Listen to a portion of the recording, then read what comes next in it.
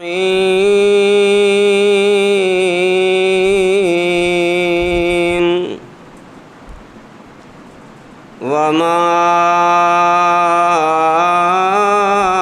أصابكم من مصيبة فبما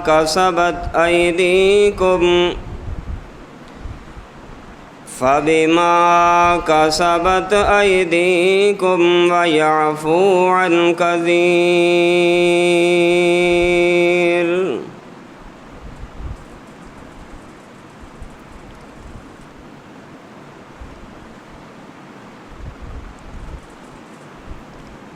حمد و ثنا، کبریائی، بڑائی، یکتائی، تنہائی، شہنشاہی اور بادشاہی اللہ وحدہ لا شریک کے لیے. بے شمار درود و سلام امام الانبیاء خاتم الانبیاء جناب محمد الرسول اللہ صلی اللہ علیہ وآلہ وسلم کی ذات گرامی کے لیے.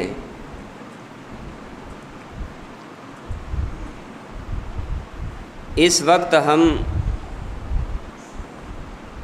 بے شمار مسائل میں، پریشانیوں میں، فتنوں میں، آزمائشوں میں، مصیبتوں اور بیماریوں میں گھرے ہوئے ہیں. ہر آدمی پریشان ہے، امیر بھی پریشان ہے، غریب بھی پریشان ہے، نیک بھی پریشان ہے، بد بھی پریشان ہے. اور یہ پریشانیاں، یہ آزمائشیں اور یہ مصیبتیں ایک طرح سے یہ بھی اللہ تعالیٰ کی طرف سے عذاب کی ایک چھوٹی شکل میں ظاہر ہوئی ہیں. بڑا عذاب تو آخرت کا ہوگا، اللہ ہم سب کو محفوظ فرمائے. دنیا میں یہ صرف تھپیڑے ہوتے ہیں جو غافل انسان کو جگانے کے لیے اور انسان کی کاہلی کو دور کرنے کے لیے بسا اوقات انسان کو آزمائشوں میں، فتنوں میں، مصیبتوں میں اور پریشانیوں میں مبتلا کر دیا جاتا ہے.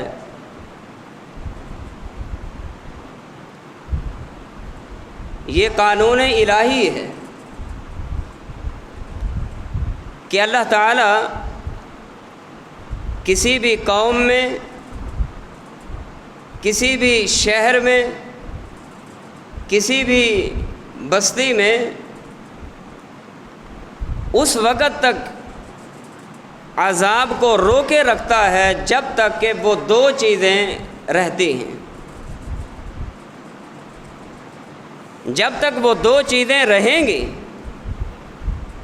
یہ اللہ کا قانون ہے، اس بستی پر، اس قوم پر، اس شہر میں اللہ کا عذاب نہیں آئے گا. وہ دو چیزیں کون سی ہیں؟ ان میں کی پہلی چیز، جہاں انبیاء علیہم الصلاۃ والسلام موجود ہوں گے، اس بستی میں، اس قوم میں، اس شہر میں اللہ کا عذاب نہیں آئے گا. قرآن مجید نے ذکر فرمایا وَمَا كَانَ اللَّهُ لِيُعَذِّبَهُمْ وَأَنْتَ فِيهِمْ. اے میرے محبوب، جس جگہ آپ موجود ہوں گے وہاں اللہ کا عذاب نہیں آئے گا. پتہ یہ چلا کہ انبیاء کی موجودگی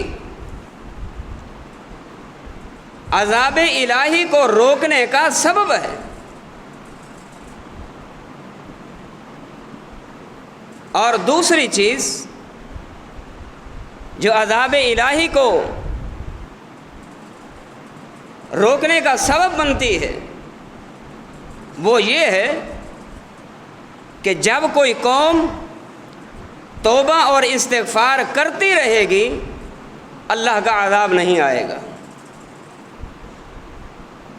اللہ پاک نے فرمایا وَمَا كَانَ اللَّهُ مُعَذِّبَهُمْ وَهُمْ يَسْتَغْفِرُونَ، اے میرے محبوب بتا دیجئے جب تک یہ لوگ، یہ انسان توبہ اور استغفار کو اختیار کرتے رہیں گے، توبہ اور استغفار کے اختیار کرنے سے اللہ عذاب کو روکے رکھے گا۔ انبیاء تو دنیا سے چل بسے، ان کا آنا اب ناممکن ہے، لیکن ایک چیز باقی ہے جس سے عذاب الہی رک سکتا ہے۔ اس کے بیان سے پہلے اس بات کا سمجھنا ضروری ہے، ہم یہ سمجھیں کہ پریشانیاں کیوں آتی ہیں۔ یہ کرونا وائرس کی پریشانیاں کیوں،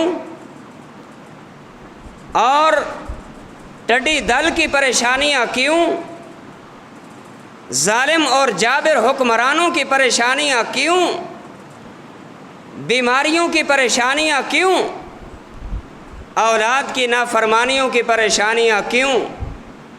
پچھلے دنوں آپ نے سنا اور دیکھا بھی ہوگا کہ پنجاب کے ایک شہر میں چمگادڑ جو لیچی کی فصل کو جنہوں نے تباہ و برباد کر کے رکھ دیا، جس کی لمبائی اور چوڑائی جو ہے 6 فٹ کے برابر تھی، اور ان کو گولیوں کے نشانوں سے مارا گیا، ختم کیا گیا۔ میرے بھائیوں، یہ چمگادڑ، یہ پریشانیاں اور اس طرح کی مصیبتیں اور آخر پریشانیاں یہ کیوں ہیں؟ اس کی 2 بنیادی وجوہات ہیں۔ ان بنیادی وجوہات میں سے ایک وجہ یہ ہے کہ انسان جب نافرمانیوں کا مرتکب ہونے لگتا ہے پھر اللہ تعالیٰ کی سزا پریشانیوں، مصائب اور بیماریوں کی صورت میں دیتا ہے، انسان کو پھر فتنوں میں مبتلا کر دیتا ہے، اور پھر انسان مصیبتوں کا شکار ہو جاتا ہے، پریشانیوں کا شکار ہو جاتا ہے۔ کبھی کوئی پریشانی، کبھی کوئی مصیبت، کبھی کوئی آزمائش، کبھی کوئی فتنہ۔ قرآن مجید نے اسی چیز کا ذکر کیا ہے۔ جو آیت میں نے خطبہ میں پڑھی، اللہ پاک نے اسی چیز کا ذکر فرمایا وَمَا أَصَابَكُم مِّن مُّصِيبَةٍ فَبِمَا كَسَبَتْ أَيْدِيكُمْ، اللہ پاک نے فرمایا وَمَا أَصَابَكُم مِّن مُّصِيبَةٍ، تمہیں دنیا کے اندر کوئی بھی مصیبت پہنچے گی، کوئی بھی آزمائش میں مبتلا کیا جائے گا، کسی بیماری میں مبتلا کیا جائے گا، کسی فتنے میں مبتلا کیا جائے گا، اللہ پاک نے فرمایا فَبِمَا كَسَبَتْ أَيْدِيكُمْ، تمہارے اپنے ہاتھوں کی کمائی کا نتیجہ ہوگا، تمہارے اپنے افعال کے کردار کا رزلٹ ہوگا، تمہارے اپنے کرتوتوں کا نتیجہ کہ جس کی بنیاد پہ اللہ پاک کبھی تمہیں فتنوں میں مبتلا کرے گا، کبھی تمہیں کرونا وائرس کی آزمائش میں مبتلا کرے گا، کبھی تمہیں اولاد کی نافرمانیوں میں مبتلا کر دے گا، کبھی ٹڈی دل کے فتنے میں اللہ مبتلا کر دے گا، کبھی کوئی پریشانی، کبھی کوئی پریشانی۔ اللہ پاک نے فرمایا یہ آزمائشیں آتی تب ہیں کہ جب انسان نافرمانیوں میں مبتلا ہو جاتا ہے، بد کرداریوں میں مبتلا ہو جاتا ہے، فحاشی عریانیوں میں مبتلا ہو جاتا ہے۔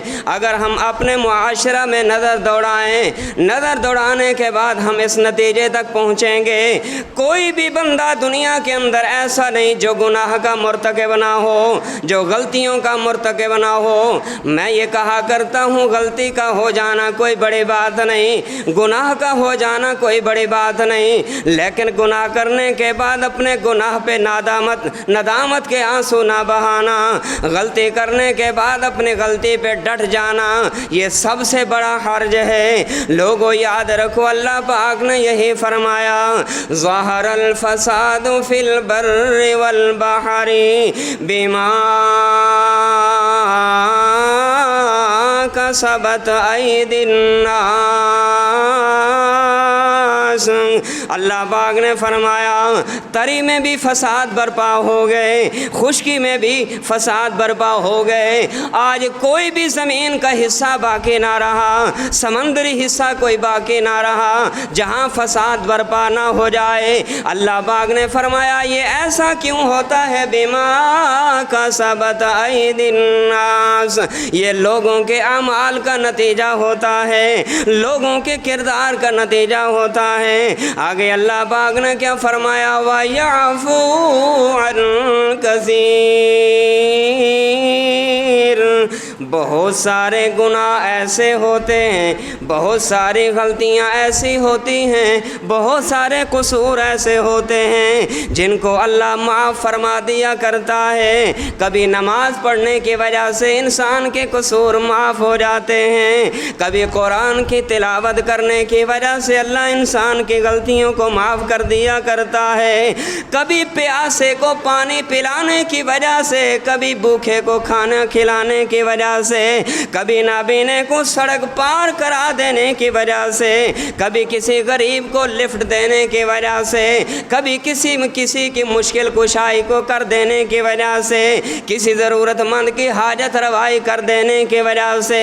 اللہ پاک نے فرمایا وَيَعْفُو عَنْ كَثِيرٍ، بہت سارے قصور تو اللہ پاک انسانوں کے ایسے ہی معاف کر دیا کرتا ہے۔ اللہ کا قرآن ذرا توجہ کے ساتھ سنیے، اللہ پاک نے فرمایا اگر جو انسان دنیا میں زندگی گزارتا ہے اتنا گناہگار ہے، اتنا سیاہکار ہے، اتنا بدکار ہے، اگر میں انسانوں کی غلطیوں پہ ان کو پکڑنے کے آ جاؤں، انسانوں کے قصوروں کی بنیاد پہ ان کو پکڑنے پہ آ جاؤں، ان انسانوں میں سے کوئی بھی بندہ دنیا پہ چلنے کا حق نہ رکھے، دنیا پہ جینے کا حق نہ رکھے۔ اللہ پاک نے فرمایا وَلَوْ يُؤَاخِذُ اللَّهُ النَّاسَ بِمَا كَسَبُوا، اگر اللہ انسان کے کرتوتوں کی وجہ سے، انسان کی غلطیوں کی وجہ سے اگر انسان کو پکڑنے پہ آ جائے،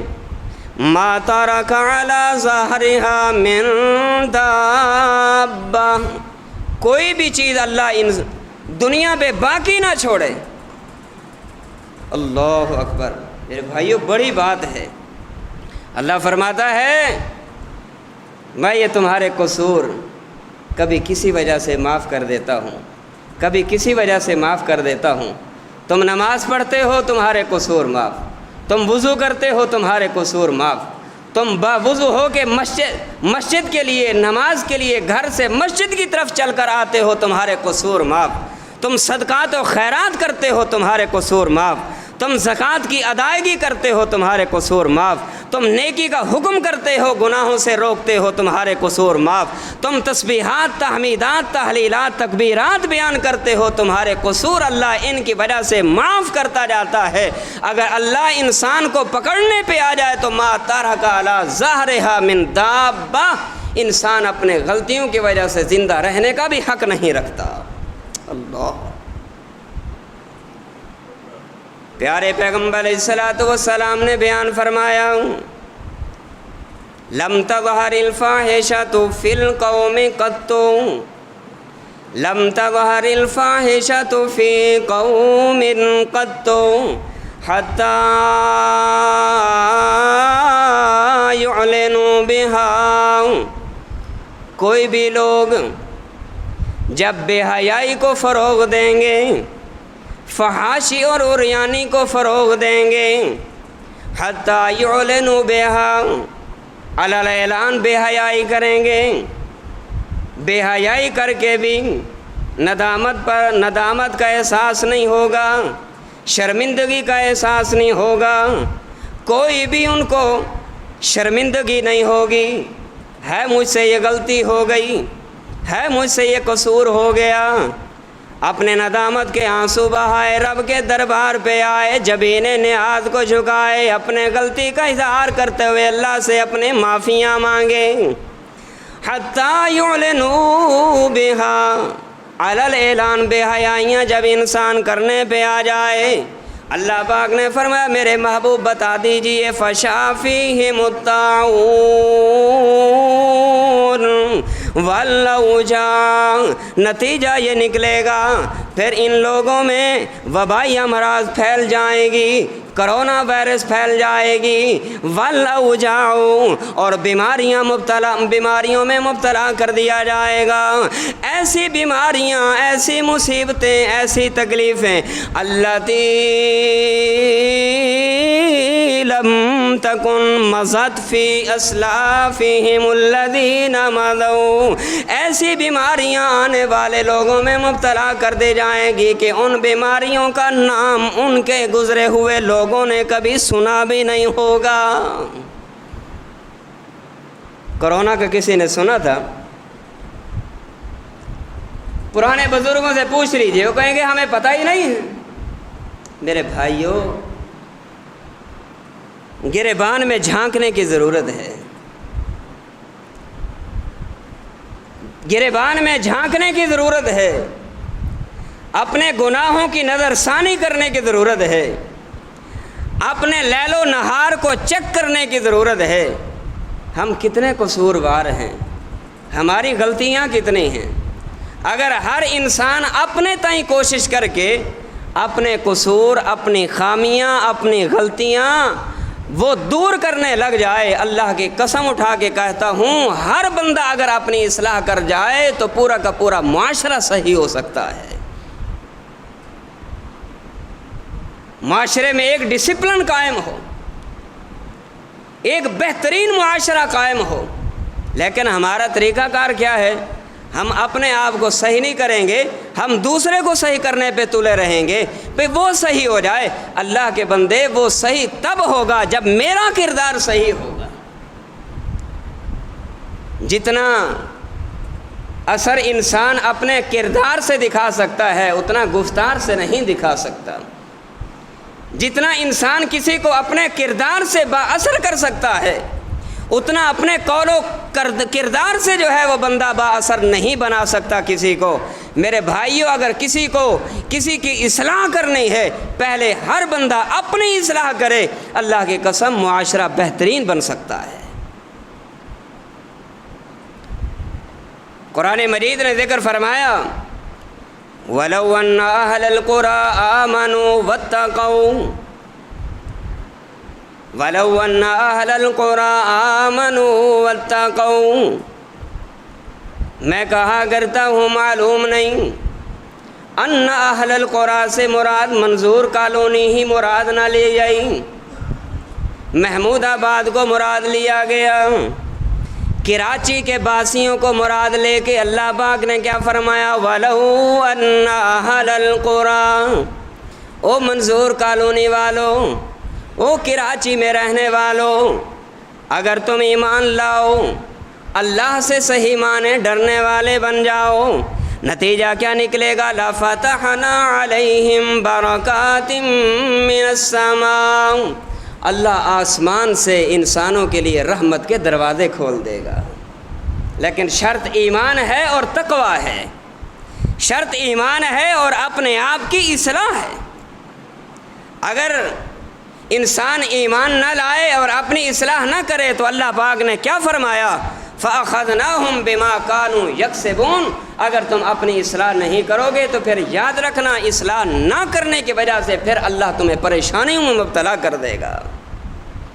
میرے بھائیوں، یہ پہلی وجہ ہے، یہ پہلا سبب ہے کہ انسان نافرمانیوں میں اور بدکاریوں میں، بے حیائیوں میں، فحاشی عریانیوں میں جب بندہ مبتلا ہوتا ہے، پھر اللہ پریشانیوں کے پہاڑ انسان پہ توڑ دیتا ہے، پہاڑ انسانوں کے اوپر مصائب کے، مصیبتوں کے ٹوٹ پڑتے ہیں۔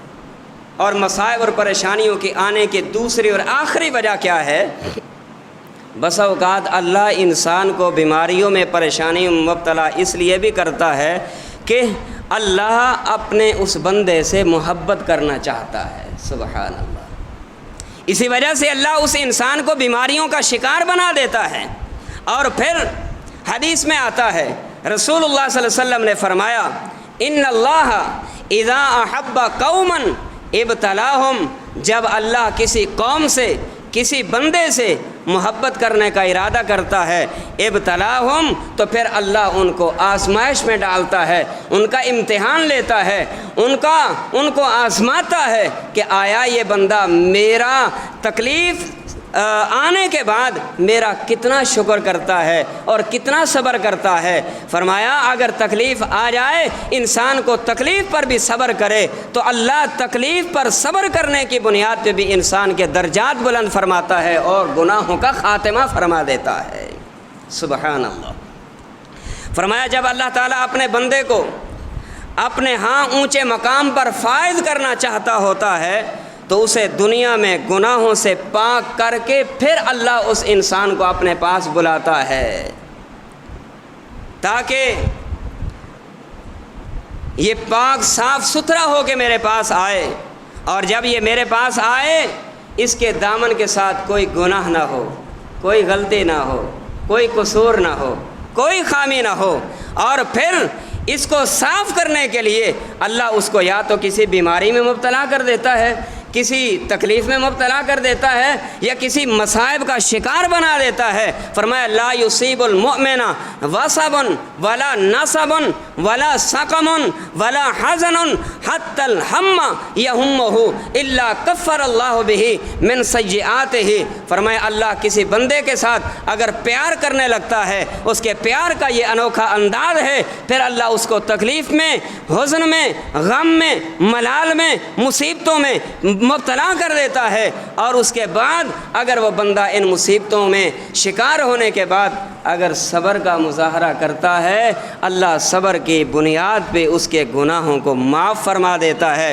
پتہ یہ چلا کہ یہ پریشانیاں، ان کے آنے کی بنیادی وجہ وہ دو ہیں، یا تو انسان کی نافرمانیوں کی وجہ سے اللہ انسان کو پریشانی میں مبتلا کرتا ہے، یا پھر اس وجہ سے کہ انسان کو اللہ اپنا محبوب ترین بندہ بنانے کے لیے اس کو پریشانی میں مبتلا کر دیتا ہے، اور اللہ ایسے بندے کو جب اپنے پاس بلانا چاہتا ہوتا ہے اس کی خواہش یہ ہوتی ہے کہ یہ بالکل پاک صاف اور ستھرا ہو کر میرے پاس آئے۔ میرے بھائیوں، آج ہر بندہ مسائل کا شکار ہو چکا ہے، پریشانیوں کا شکار ہو چکا ہے، امیر ہے، غریب ہے، ہاں جی، چھوٹا ہے، بڑا ہے، بڑے کاروبار والا ہے یا چھوٹے کاروبار والا ہے۔ ہمیں دیکھنا ہوگا آخر یہ پریشانیاں کیوں ہیں، آخر یہ مصیبتیں کیوں ہیں، یہ معاشرہ یہ تباہیوں کا شکار ہوتا چلا جا رہا ہے، آخر وجہ کیا ہے؟ اس وجہ کو ہمیں تلاش کرنا ہوگا، پھر پریشانیوں کا ازالہ ممکن ہے۔ اگر ہم پریشانیوں کے ازالے کے لیے ان اسباب کو، ان وجوہات کو تلاش نہ کریں،